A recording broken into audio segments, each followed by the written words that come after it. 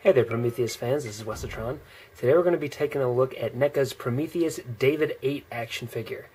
This just came out in 2013, and I purchased this from Corner Store Comics as part of the Deacon 2-pack for, I think, about $17 or $18 a figure. And that's, of course, before shipping. It's a standard clamshell packaging by NECA. Figure looks great inside. They've got...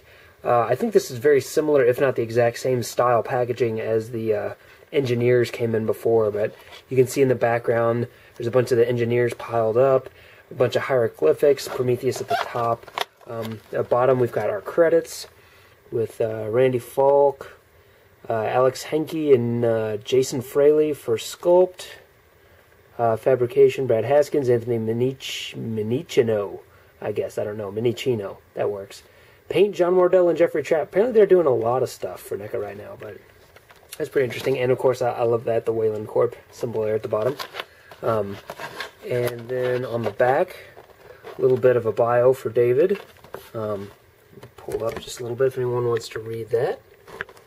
Hopefully, yeah, there we go. And a shot of the toy. And at the bottom, we've got cross-sells for other figures that are currently out, like the Engineers, Deacon, and then these upcoming figures for Holloway and Fifield. So yeah, very cool. I love David 8, as pretty much everybody did. Michael Fassbender is everybody's new favorite guy. He's pretty amazing, so I'm excited to have the figure. Let's get him out and see what he's like. And here's David out in a sort of silly action-y pose that he definitely wouldn't have done in the movie, really, but I just kind of wanted to show off how cool his articulation is. Very, very nice looking figure. So, this guy, like I said, cost around $16, $17, somewhere in there. And for that price, you actually get quite a few nice accessories. Now, in the package, you saw he was came with his regular David 8 head, which has a pretty good likeness to Michael Fassbender. I've got a little bit of paint smudge right here on mine.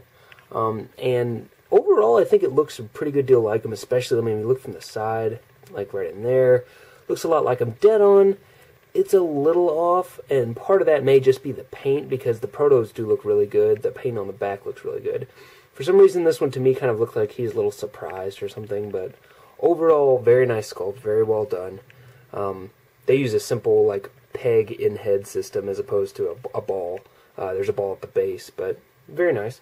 It also comes with this Doohickey, which is a thing.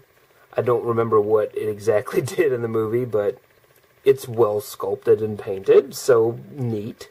It does fit in his right hand pretty easily. You just kind of like hook it in there. And of course I'm proven wrong on camera, as I always am, but it does fit in there.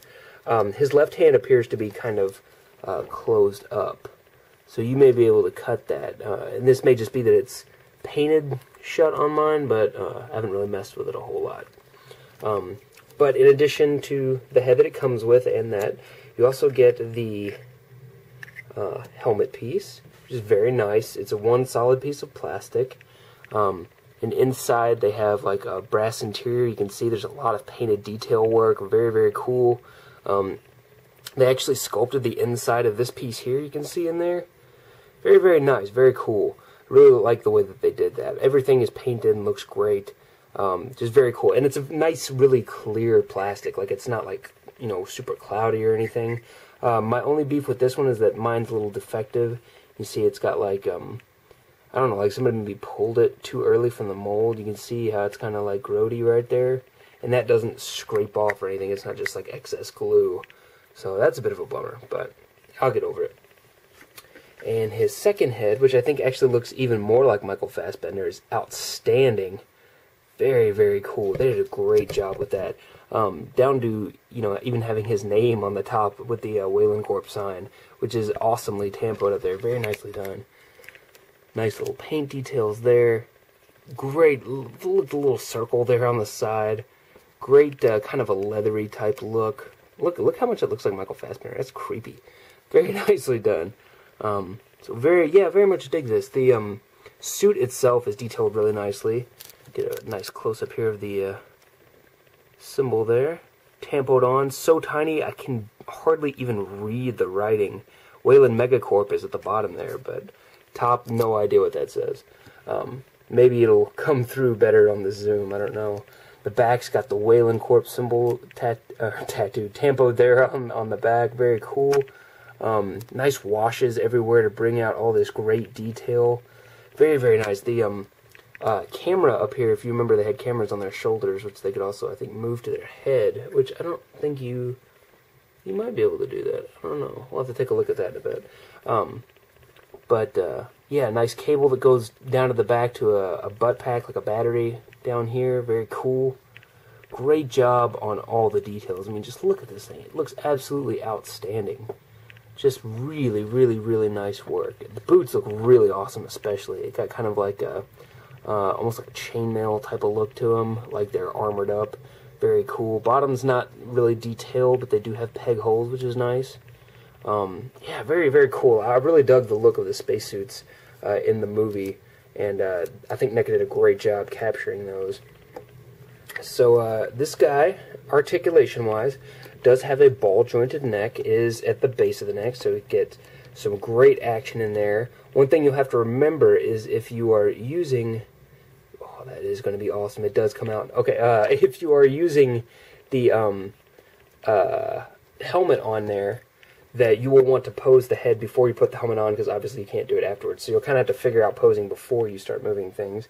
I did just notice that this had popped out of this socket here, and I had already noticed that there was that slit in the top of the helmet, which is awesome, because that is just like in the movie. So if we get the helmet is a very tight fit. I kind of have to pinch it at the front and back just to get it to kind of squeeze together a little bit. But if we can get this up here, and we're back, and that is just a bodacious detail. That is absolutely incredible. There's a hinge there so the camera can move up and down, but that is not something I even would have anticipated being able to do. Like, it sort of just came to me while I was sitting here thinking about the camera. That is amazing that they went as far as to have the camera be movable just like it was in the movie. That's awesome. Like, million points for NECA right there. That's incredible. I would not have ever thought that a thing. Just great. That's really cool. So anyway, I had been talking about the helmet and everything, and I just wanted to show you quickly the head. You just give a nice little tug here, and whoop, that pops right off, and you send toys flying. And you can see it's just kind of a nub on the end there. There's a little bit of a, like expansion for it to kind of pop into the other head. You just slide that in, and there you go. And there's David and his regular Magneto head. But you can see how the ball system works with that. You know, very nice range there. We've got swivel hinge shoulders. The swivels, or the hinges, go out about that far. Swivels, of course, go all the way around unhindered. This is the thing that makes the figure go from being possibly the best figure NECA has ever made, to be perfectly honest, into just shy of it, and that's the elbow joints. Back in December, I tweeted NECA about the elbow joints because they looked like they were upside down, and it turns out that's exactly how they were molded, even though NECA told me that that's not how they were doing them. They said they were doing them just like all the other elbow joints. They didn't say they were doing them upside down. So the swivel hinge is here, but the swivel is on the wrong end. So the hinge goes up, and where you would expect to be able to turn this arm out, you can't, because the swivel is on the forearm. Whose idea that was, how that got through QC, I have no idea, but it means that you have no rotation in this upper arm whatsoever, which is just a shame. It's terrible. It's, like I said, it takes this figure could easily be the best figure they've ever done, and that holds it back, which is a shame. But yeah, ball joints in the wrists here, you know, nice range of motion there. We've got double ball joints in the midsection, kind of like an SH Figure Arts, if you've ever messed with them, or like the Freddy they did, Ash that they've been doing, like stuff that's normally covered up. They kind of experimented exposing it here.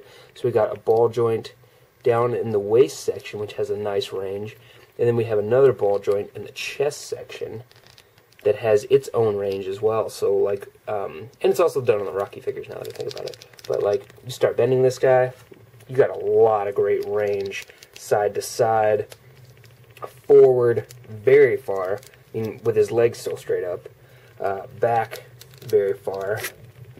You know, very, very nicely done. I really like the double ball joints. Very cool. We've got the H-style hips that Mattel is very fond of.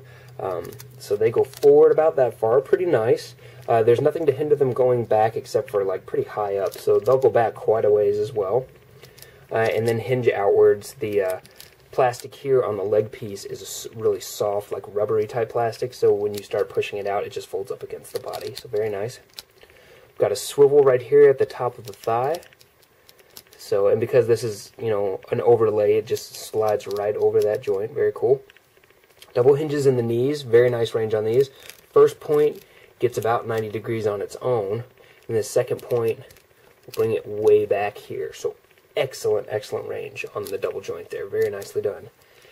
And here on the bottom, we have probably the nicest ball jointed foot I've ever seen. Maybe on a figure period, but definitely the best I've ever seen on a NECA. So this is a ball jointed foot. It goes back that far, goes forward very far, and this is what I really like, is that the side-to-side action is tremendous. I mean, that is great for a ball jointed foot. Normally they don't get that kind of range, but it means he can, you know, get pretty wide poses and still keep that foot flat. Very, very nice. Definitely adds to the realism of the piece.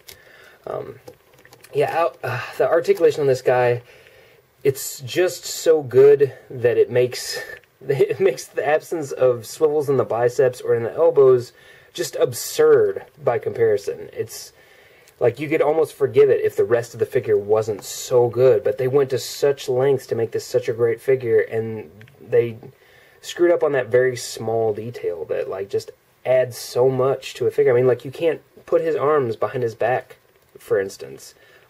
You can't turn his arm, like his arms only go in this far. Like, see how this kind of sticks out a little bit on the side? You can't bring that arm in any further, where normally if you had a swivel here, you could kind of turn this arm and pull it in a little bit so it looked a little more natural. Can't do that here, so you're just stuck.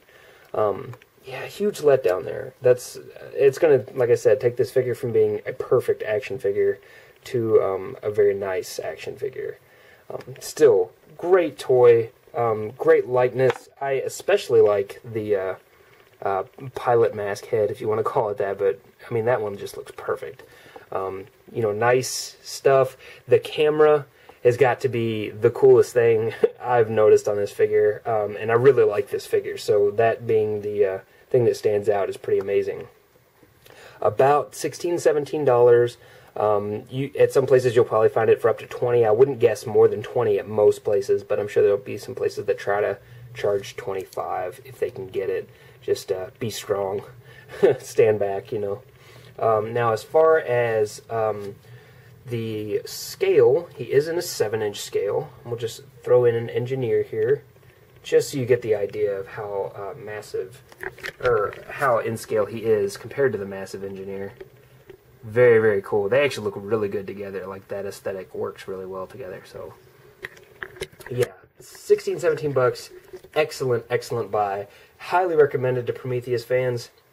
Action figure fans, highly recommended if you want generic spacesuit guy.